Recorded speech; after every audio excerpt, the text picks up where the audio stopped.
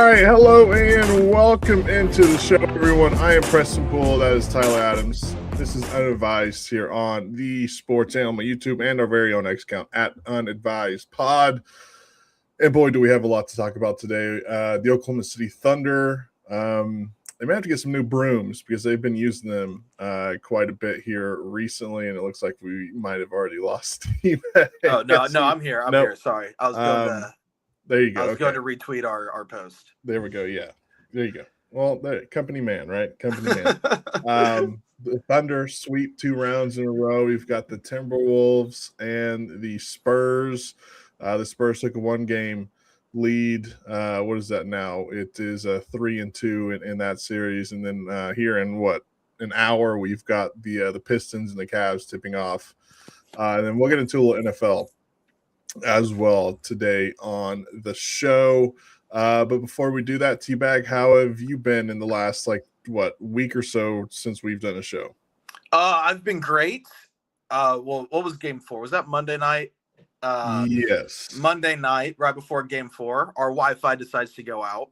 So that was lovely. Luckily the hotspot was working good. Yeah. Couldn't get the hotspot to work today on my laptop. Whole different question or a whole different thing right there. So that's why we're on the phone today. We have AT&T at the house as we speak.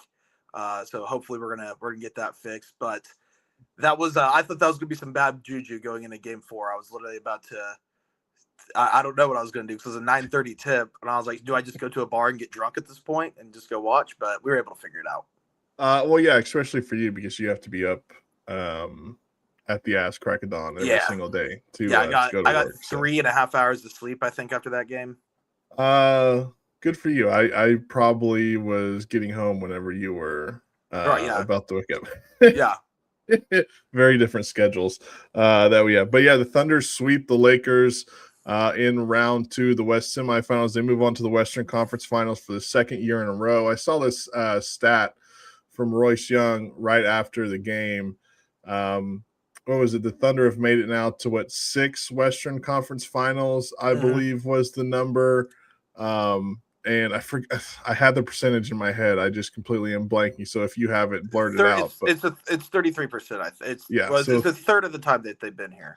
Yeah, the third of the time that they've been a team, they've made it to the Western Conference Finals. That's pretty good.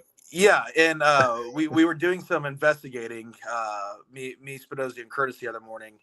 The only 2 other teams that have made it more than the Thunder in that time frame, well, we did since 2010, which the stats still matter even if you include the 08-09 season. But since 2010, the Heat, the Celtics have made the conference finals 8 times, the Heat 7, and then the Thunder and Warriors are tied at 6.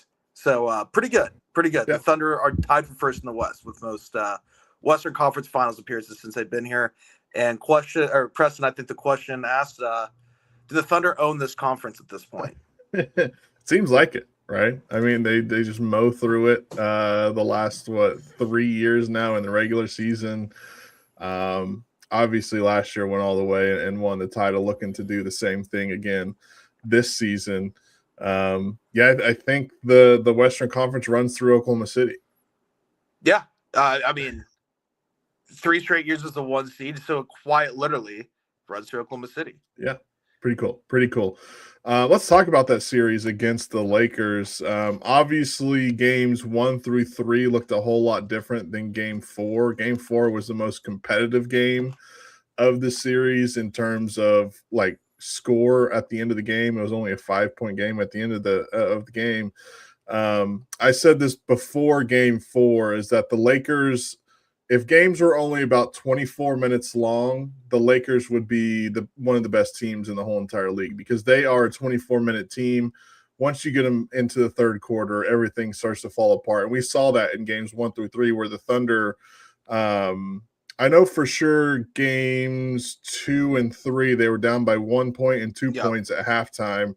And then by the time the fourth quarter rolls around, I think the Thunder were up by somewhere around 10 points or something like that in both of those, and then pulled away even more in the fourth quarter. So what are your thoughts on the Lakers being the best 24-minute team potentially in the NBA?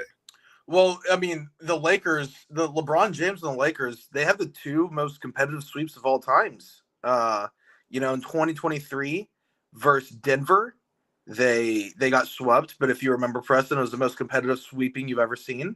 And then this year, they get swept by the Thunder, and yeah, they lose by double digits in 3 out of the 4 games. But going into the second half, of 3 of those 4 games, I mean, it was a competitive game until it wasn't. So, I mean, I'm thoroughly impressed by the way that the Lakers get swept.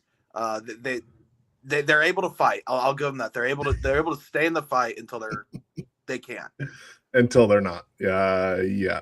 And look, they were in the fight the whole entire game on Monday night in Awesome that game. one. Awesome game. It was a great game. What was it? It was 109-110 with about a minute-ish to go when Marcus Smart got that and one when Chet fouled him. I think that was the Lakers' last bucket. I'm pretty sure. And then after that, the Thunder kind of just sealed the deal. Chet made up for with that dunk. Yeah, that dunk, which by the way has been very controversial on TikTok. There's a lot of idiots out there saying that he traveled when you can clearly see his pivot foot not move. literally pivoting. Yeah. like he's able to do. So that cracked me up, but I think I got more joy because I didn't even go to bed until probably 4 a.m. that night. Oh, you were literally going to bed as I was waking up. Then I got home around like 2:15 or something like that. But you were juiced, weren't you? I was on my phone on like TikTok and social media, just like drinking in all the Laker fans' tears that I could get. It was awesome. So good. So if they just had Luka. If they just had Luka, that would have solved everything. And look, that's their main argument. I still say you have Luka, so that means you're going to have Marcus Smart or Rui Hachimura come off the bench, right? One of those two players is going to have to come off the bench. It's more likely going to be Marcus Smart. I would almost promise that it would be Marcus Smart. So that takes away the defense on Shea, right? Which Marcus Smart, I think, played great defense on Shea the whole entire series. Really, the Lakers, that was their main thing was we're going to sell out. We're going to double, triple team Shea at times in this series. And they sold out. They did that. Shea didn't have his, obviously scored 35 in game 4. So he's kind of back to vintage Shea, but it was kind of like, probably still not one of his best games. So I'm not even sure that would have changed much. Maybe the Lakers win a game. They might win game 4. They probably win game 4. Yeah. I think that is probably what would change because, one of those guys is not going to be on the floor. And Rui Hachimura, it seems like he's still hitting wide open threes right now. It was PJ Washington 2.0. It felt like it. I was like, this guy can't miss. The Lakers, their entire game plan was just to slow down Shea. But then I think they started to realize in game 3 into game 4, especially game 4, that if we just double team Shea, the rest of the Thunder players are very, very good and can get their own buckets as well.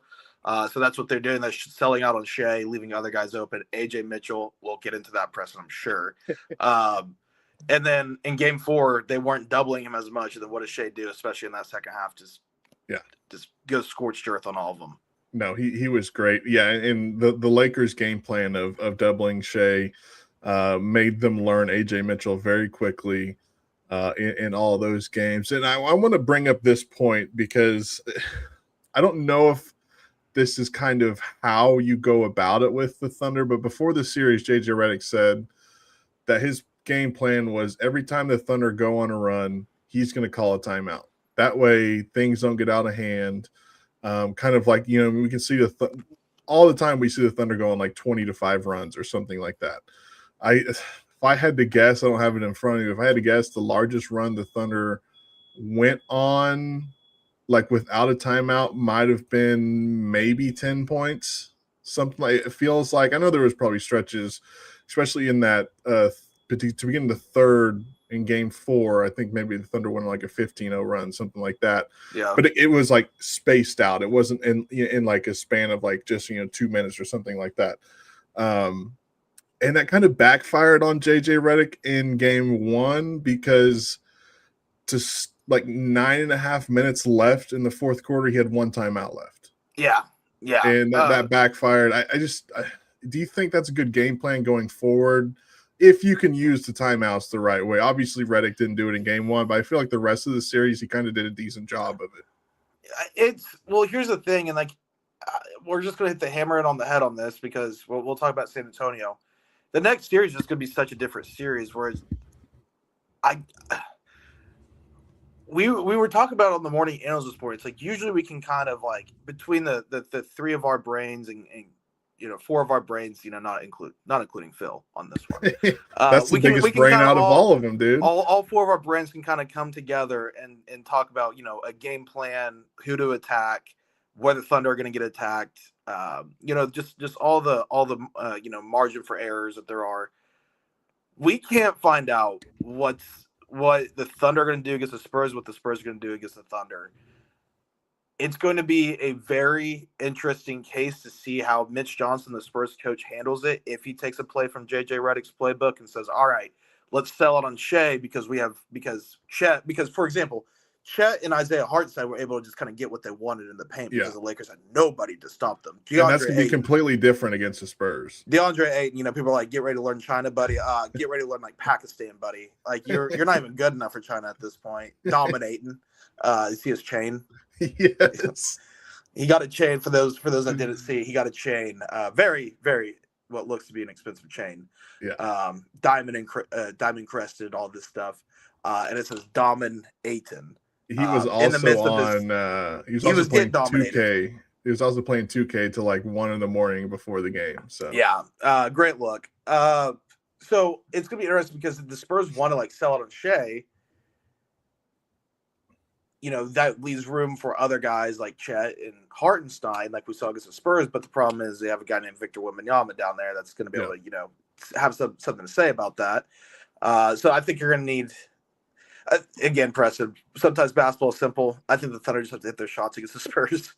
And I think that's going to be it. But the game plan strategy that JJ Redick had, I thought was a good game plan because I just think he also just lacked dudes.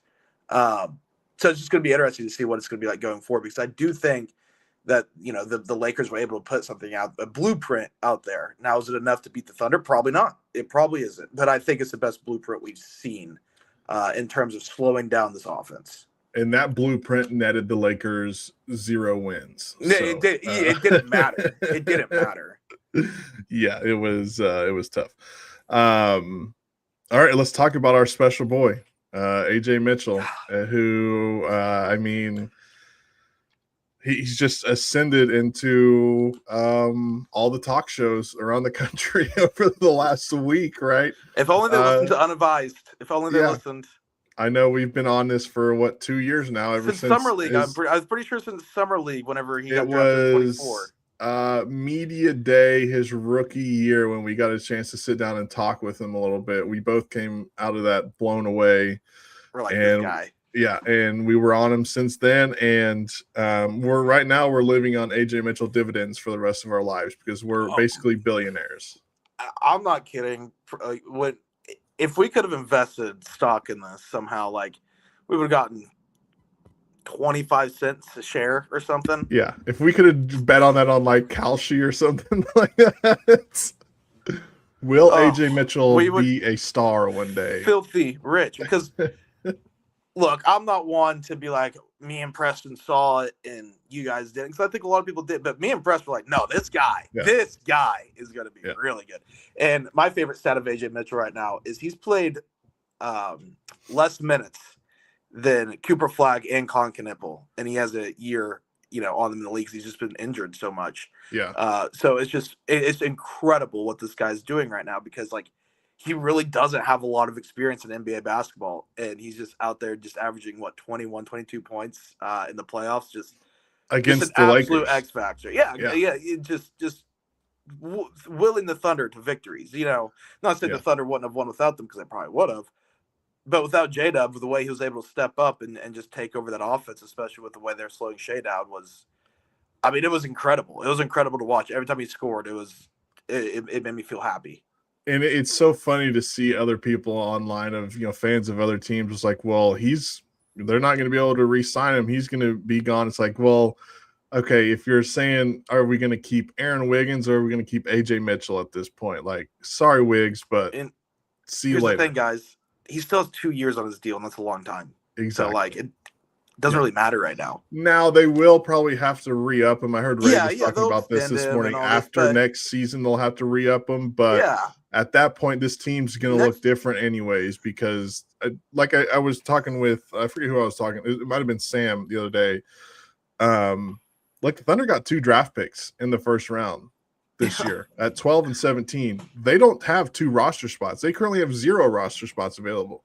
So they are gonna have to either trade both of those picks to move up potentially and get someone, or just trade both of those picks for, you know, another year, which I would doubt they trade a lottery pick for another year. I think you would take a lottery pick no matter what the year. So one of the guys that you potentially might like on this team, if you know, Oklahoma City Thunder fan out there, probably isn't going to be on the team come next season. Enjoy the time we have. Just enjoy the time we have, because there's probably going to be 1 or 2 hard goodbyes this summer, because these goodbyes will be harder than most, because we've, you know, let's just say it isn't Aaron Wiggins. We've been with Aaron Wiggins since the tanking days, man, you know, and he was so massive in the playoff run last year. He saved basketball. Just everything. So like, and he's fell off the side of a cliff this year. And it could be, you know, it could be a guy like Lou Dort potentially, which obviously has been here since Shea's been here. It's just, you know what, Preston, let's just not talk about it. Let's just not think about it, because this is gonna be a hard goodbye, and you know what, that goodbye day is not today. We're not saying goodbye today. What did Andy say in The Office? I wish there was a way to know you were in the good old days when you're in the good old days. Oh, I'm aware we're in the good days right now. I'm aware. Very much so.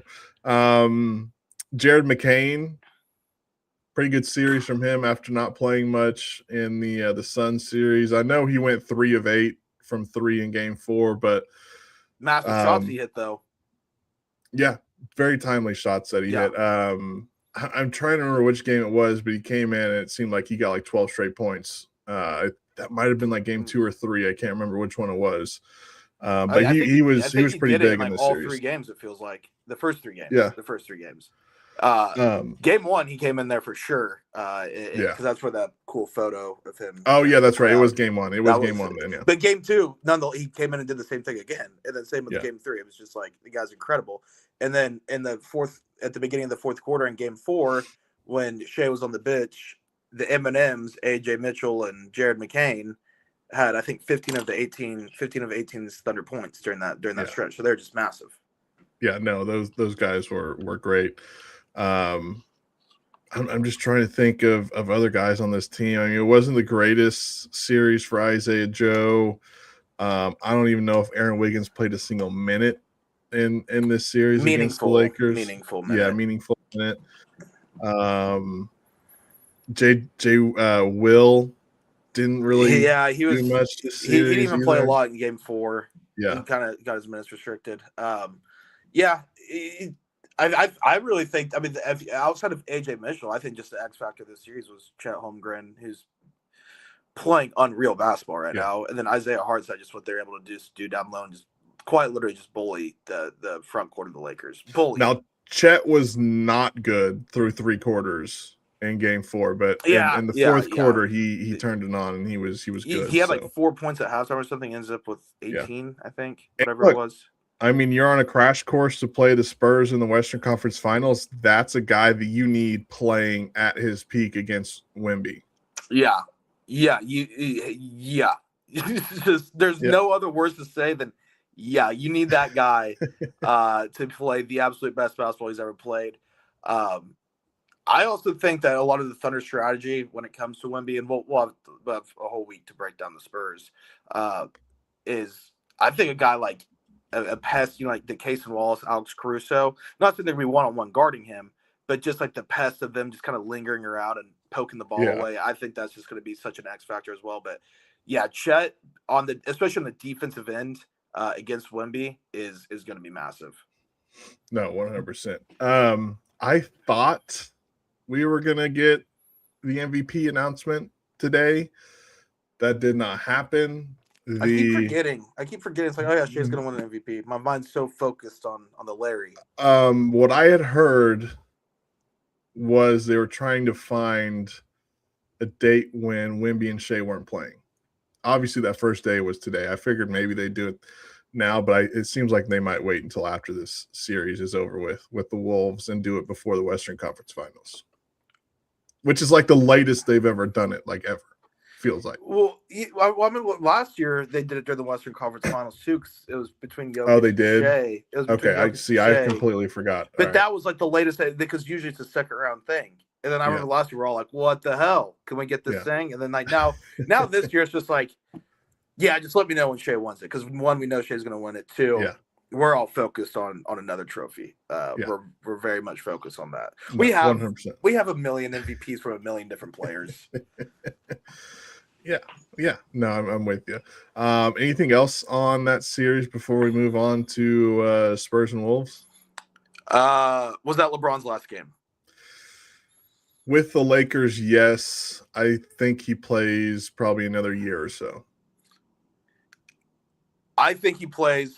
I'm still going to say Lakers as of right now. But this time 2 weeks ago, I would have been like 70% chance he's a Laker. Yeah. I'm down to like 55% chance he's a Laker, and it's dropping. It's dropped. My percentage is dropping. Yeah. By the minute, the percentage is dropping on that. So we'll see. That'll be one of the biggest storylines, obviously, this offseason. Nauseating storyline. Yeah. Just as long as he doesn't do like the decision like 5.0 at this point, where he just rolls into the Boys and Girls Club of Los Angeles and rips the hearts out of those children like he did at the one in Akron. That one was too far, LeBron. We all know it was. Yeah, that was tough.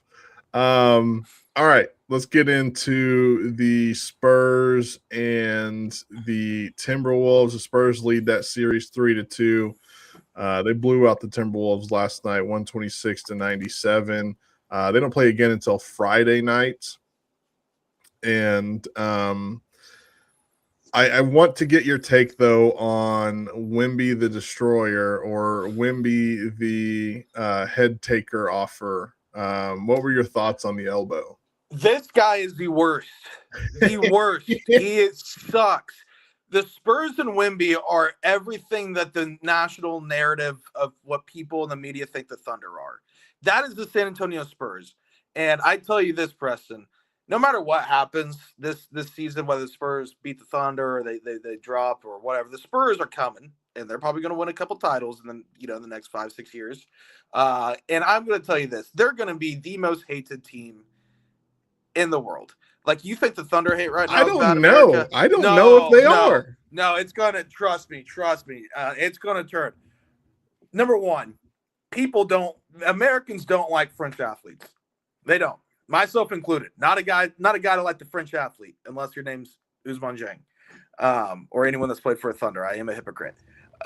Americans, just for the most part, don't like French athletes. Americans also don't like French athletes who think they're smarter and better than you, that are also super pompous, and that is Victor Wembanyama. He is the freaking worst. He has to lecture all of us on everything. I didn't even want to get into all of it. And then, the whole elbow thing. What a douche. And here's the thing, Preston. We thought we hated Luka and the Mavs. We thought we hated Jokic. We thought we hated the Lakers this last series. Hell, we thought we hated Dylan Brooks. We thought we hated the Warriors back in the day, or the Grizzlies back in the day. Yeah. I truthfully don't think anything's going to top the hatred we're about to go through. I think this city is going to be so full of hate. I think we're going to be fighting each other in the grocery store just to let our hate out. Like, like Preston, like I'm like at a self-checkout, and like some guy just matches up to me and we just start fighting. And it's not because we hate each other, but we have so much anger and hate we just have to let out through haymakers. I think that's what this is heading, because he is the freaking worst, and that team is the worst. And their whole Wemby's whole shtick of trying to turn San Antonio into a European soccer arena is just weird and not cool. He's horrible. And we talked about on the show this morning, I'm assuming you've seen Talladega Nights, right? Oh yeah. Okay, yeah, that Jean would have Girard. been. I would have probably ended this. I probably would have just blocked you on everything. That might be my most watched movie of all time. Yeah. Oh, same here. Same here. That's my favorite comedy of all time. I am after the show tomorrow. I didn't have time to do it this morning. After the show tomorrow, maybe even during the show, I'm getting probably every single clip of Jean Girard to play as a stick to Wemby. And the one I've already grabbed was after every time because you know our show, Preston Curtis loves his audio, his press conferences. So we'll be playing a lot of Wemby, press conferences and media availability stuff on our show. And I've just got a hotkey ready, locked and loaded. It's whenever they first meet Jean Girard at the bar before he breaks Ricky Bobby's arm. Oh yeah. And they're like, I can't understand a word you're saying. You got peanut butter in your mouth or something? that is locked and loaded. So yeah, I'm ready. I'm ready to hate. I am ready to hate. That will be something to look forward to. Yeah, I had this conversation with Sam the other day during one of the shows he did. 15 years ago, a player went to Asia to spend time with monks and shaved his head. We would have called that guy the biggest nut job in the NBA. 15 years later, that is being heralded as something that is very cool and funny. It won't. Trust me. Preston. I promise you, this guy is going to be so hated in about 3 years. Yeah, it's going to take some time. It's going to take some. The Thunder are at the top of the hate mountain. Oh right yeah, I mean, look, they're not going anywhere. That's the evolution of man when it comes to the NBA. The Spurs will be so beyond hate. It will make like the Thunder were America's sweetheart during this little stretch. Because this guy sucks. You can't tell me that this guy, like, look, seems like, at base level, he's a good guy. Yeah. But this is how I also judge, like, not judge people, because I don't think you're a bad guy if I don't want to hang out with you or something. But Victor Wembanyama is just not a guy I want to hang out with. And I wouldn't say that about a lot of NBA players. Most NBA players, like, hell yeah, like, let's go play a round of golf. Let's go have a beer. Yeah. That sounds cool. Wemby, if someone called me right now and was like, hey, this is Victor Wembanyama's agent. Do you want to fly down to San Antonio and hang out with him for an evening? I'd be like, no, I don't think I would, because the guy just sucks. He just does not seem like a fun guy to be around. Man, it should be a great just week ahead of us with all this fire and hate that's already coming out of T-Bag. Spinozzi's rubbing off on Spinozzi's learning French right now. That's the level we're getting at. He's already fired up Duolingo. Yeah, I got the Duolingo ready to go. In this series, though, I mean, Ant is probably playing at what 75%, if that. Yeah. Oh my gosh. And Julius Randle is just god awful. Rudy Gobert, I mean, he got played off the court last night. I mean, just his offensive game is just, my God. Oh, and Wembanyama would have had the okay. He's got to T-Bag's got to run real quick. We'll take him off of the screen real quick. But I was just gonna say, I don't know if Wembanyama would have had the stones to elbow his mentor Rudy Gobert in the throat like he did in Nas Reed, which was a crazy move, absolutely crazy move. So, but yeah, that game last night, it was just all Spurs. There was a few chances when the Timberwolves came back. All right, we got T-Bag back. Wi-Fi's fixed, boys. All right, there you go. It's back to the what is this 21st, 22nd century, whatever it is. But yeah, Julius Randle, bad. Seems like the best player so far in this series for the Wolves has been Ayo Dosunmu. Yeah. Oh, he's last series against the Nuggets. I mean, he had a 40-point game, right? I believe so against the Nuggets. I mean, he went off one night. He went off for 35 plus. I know that. That was this year because he was on last the Bulls. Series against the Nuggets. Oh, I thought you said last year. No, last year. Yeah, no, you're right. I think it was 46 points. He's been great, and obviously, like we talked about Julius Randle and Rudy Gobert. Anthony Edwards he's still making an impact, but it's just not the impact you want from Anthony Edwards. And they're obviously missing the X factor that is Dante DiVincenzo for their team. I mean, he is so crucial to that team as well. And added to and another guy that they got rid of, T-Bag, Nikhil Walker-Alexander. It's pretty damn good for them last year in the playoffs. Yeah. He's obviously most improved player this year, as we know. But yeah, Ayo Dosunmu, Terrence Shannon's had moments. He's a second year guy. He's had some moments, but Ayo Dosunmu, I mean, that's a guy. The Timberwolves are, I don't know what their cap situation is, but that's a guy. It's like, all right, you let Nikhil walk, maybe bring this guy back. Maybe you learned your lesson, bring this guy back. Because I know he's up for an extension. Their cap situation is hell. I believe. Yeah, that's what I figured. I figured it was probably what their hell. cap situation is. Yeah. I had something. Oh yeah, the Timberwolves. I'm not ready to just completely count them out yet. No. Well, look, the only reason I say that is they're back home in Minnesota. If they were, I'm giving them the better chance to win at home than, obviously on the road like last night. But this team, the Timberwolves, just know how to get it done in the playoffs. Yeah, I mean, they've been to this 2 straight Western Conference Finals. This year came in as the underdogs against the Nuggets, took care of business against them. And say what you even if they lose on Friday night to this Spurs team, I mean, they put up a hell of a fight with the injuries they were facing. Ant coming back, DiVincenzo's out, like we said. I mean, they're a team where, out of all the rivals the Thunder have endured, they're definitely at the bottom of that list. I don't like Chris Finch because he's just a whiner on not even to the Thunder. He whines about it doesn't matter everything. It's everybody and everything.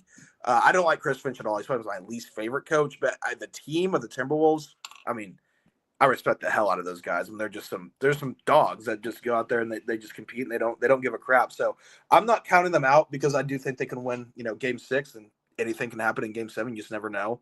But just right now, just San Antonio just looks like such a better team. Oh yeah. I mean, if Wemby never gets ejected in Game 3 or it's probably over. It's probably over right now. By the way, no fine was a crazy move by the NBA. I didn't anticipate a suspension, but I anticipated we all knew that was not happening. Yeah. I mean, if you thought a suspension was happening, I'm sorry you thought that. All right, let's anything else on the Spurs and Timberwolves? Wemby's just the worst. Dylan Harper, by the way, problem. He's good. Yeah, really good. He had a great game last night. I'm assuming Dub will be ready to go when that series rolls around. Yeah. We shall see, though. We shall see. He'll have a month off by the time it's said and done. Yeah. Cavs and your Pistons. Your Pistons survived the Magic barely. And now they are in a battle with the Cavaliers, tied up 2 apiece, and they play here in about 30 minutes. I mean, this series is just, oh my God. The home team is just like the best team ever. The road team's like the worst team ever. Cade Cunningham just goes through spurts where he's really bad, or not really bad, but he's not great. Yeah, I got you still. You got me? Uh-oh. Okay. There we go. We good? Yeah, I got you. Oh, I can't hear you. Sorry. Okay, there we go. Someone was calling me. Someone's got a freaking spam call. Knocked me off. What were we talking about? Oh, the Pistons Cavs. Cade Cunningham will have moments where he's like, okay, he's not living up to the superstar level that he needs to be right now. And then he'll have 3 games where like, oh my God, he's the best player in the East. The last 2 games he struggled. James Harden has been bad until Game 4. Donovan Mitchell was or Game 3. Was that Game 3? Yeah, it would have been Game 3. Yeah, because Donovan Mitchell was the one that scored 40 points in the second half. Yeah, 4 points at halftime. And I think 39 in the second half. So this series is just weird. It's drunk. It's annoying. It's an eyesore, but it's also like really awesome at the same time. Just the Pistons have yet to win, or the Cavs have yet to win a road game. Pistons, I think they've won 1. They won Game 6 against the Magic when the Magic just couldn't make a shot to save their lives. And then Jalen Duren also. Sorry, buddy. Sorry. Yeah. That's all I'll say. Just bad playoff performance. Yeah, it's not been the best playoffs for him. Has not. This is a series, I'll be honest with you, I don't know if I've watched a full quarter of basketball from this series. Like there has just been so much better basketball being played. That's what I'm saying. Other series. It's like a action football game that's like a really good action football game. We're like, this isn't good, but it's also really good. Yeah. It's but on I will be Sicko's watching watch. tonight. I will be watching tonight. Oh man, there's crap. What was I going to say too? Oh, if it comes back to me, it comes back to me. Okay. Something on this series. And just kind of to wrap up the whole NBA talk that we've been on for the last 35 minutes, I gotta think that we're staring right down the barrel at Knicks Thunder. Yeah, oh my God, dude.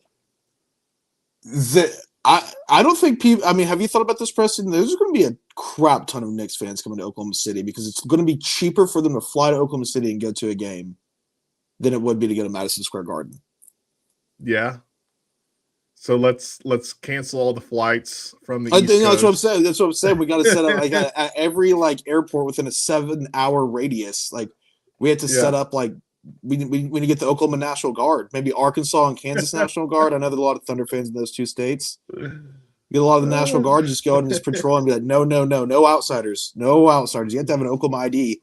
Even if you live in Oklahoma, but you don't have an Oklahoma ID, I'm sorry, you're getting out of here. Well, they've been doing pretty good at bringing federal agents to our airports, anyways. So, oh man, the Knicks, they're gonna. You want to talk about a team hating us? They're gonna hate us. Yeah, especially like that first game at MSG. If it does happen, what are the people called that do the videos after the games?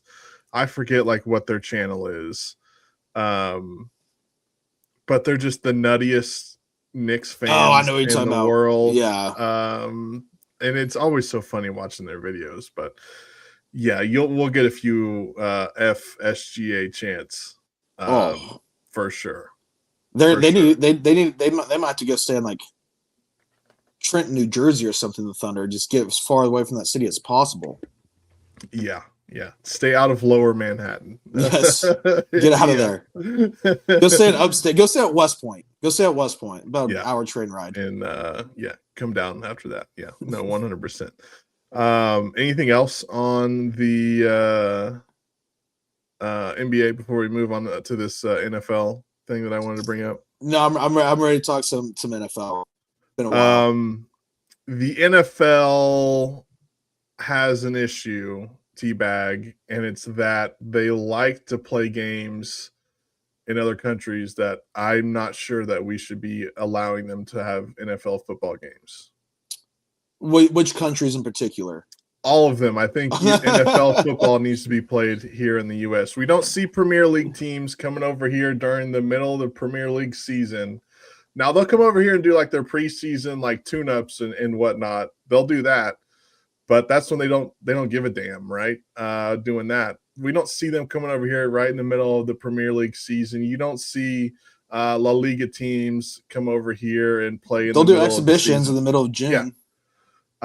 But that's after the season, though. Yeah. Right. Oh, yeah. They're in their exhibitions where like the stars play like 5 minutes. These games count, and we're just first of all Australia. Oh my gosh! I mean, come on. That sucks. That sucks to have to go play. Yes, I mean you have to fly 15 to 20 hours. I don't even know. How you're on the airplane itself for probably 15 hours, 16 hours. To Melbourne. So, I don't get it. The Steelers and Saints are playing in Paris. Why the hell are we giving the French an NFL game? I'm trying. I had them all earlier, but ESPN took the link away. I know the Bears avoided a European game or an international game. Mexico City and all this other stuff. I'm gonna have to go and look. Mexico City is like the Mexico City and like a Canada game are like the only two. I'm like, okay, maybe just because it's just like, yeah, they're our neighbors. Yeah, which that's fine. Still everywhere else, no, get out of here. Get out of here. The London game. I know the London game's always a big hit over there, but it's not because they like the football. It's just because it's something. It's something to do. Yeah, something. Like, yeah, let's go get a little taste of Americana in our life. Yeah, let's see: Madrid, Munich, Mexico City, London, Paris, Rio, and Melbourne. Yeah, Melbourne is by far the worst. Like that would just suck. I mean, so the week 1 is Wednesday, or game 1, week 1 is the Seahawks, which I think is going to be the Bears. All signs are kind of pointing it for the Seahawks Bears for the first opening game. Usually it's on Thursday. This year it's on Wednesday because they're sending Rams and Niners to Melbourne. And they want them to be able to get back home with plenty of time to rest and all this stuff and get there in time. So, yeah. Yeah, that game will be on, Thursday night here in the It's like Thursday US, morning there. Let's see. But it would be Friday, morning over there. I'm still here. My camera might be off. All right, hold on. Melbourne time now. It's 9:41 a.m. there. Yeah. Yeah. So it's going to be probably like a noon kickoff. Yeah. It's like at 8 o'clock. 9 o'clock. Jesus Christ. Because I know Formula One, it starts around midnight in our time whenever they're in Australia. And that's got to be around 1 p.m. start for them. So Rams Niners kickoff time, Melbourne. 10:35 a.m. Melbourne. But what time is that? 8:35 Eastern. They're kicking off a game at 10:30 in the morning local time. Yeah. What are we doing? It's a Friday. I'm sure the Aussies will be cracking some cold ones out there and having a good time. Yeah. Now, don't get me wrong. Do I like waking up at 9 o'clock on a Sunday in the middle of October and turning on NFL Network and there's already a game that's in the first quarter? 100% I love that.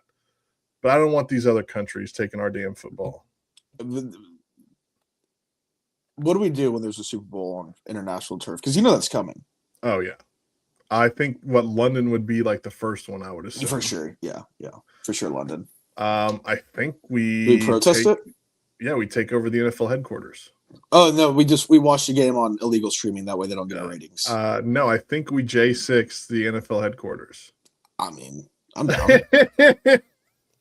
Me and you just start running the NFL after that. We have a successful queue. We commandeer the NFL as a whole, and we are the co-commissioners. How about we just buy the NFL with our AJ Mitchell stock?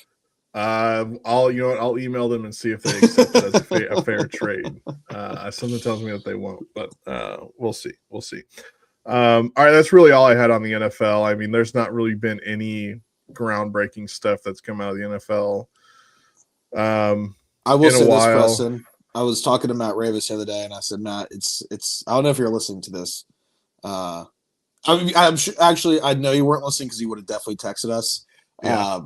I said, Matt, it's early mid-May. You know what that means? He's like, what? And I said, I'm trying to buy it on the Chargers. I'm really starting to buy it on the Chargers. Mike McDaniels. They get just the tackles back.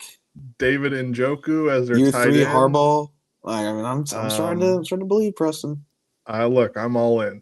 I am all in. And you know what? As long as they win a playoff game this year, success. You know what? We're taking it one step. So you're telling me if you go 15-2 and you're the number 1 seed, all you need is a playoff win, and that's a success. No, that would be very mad.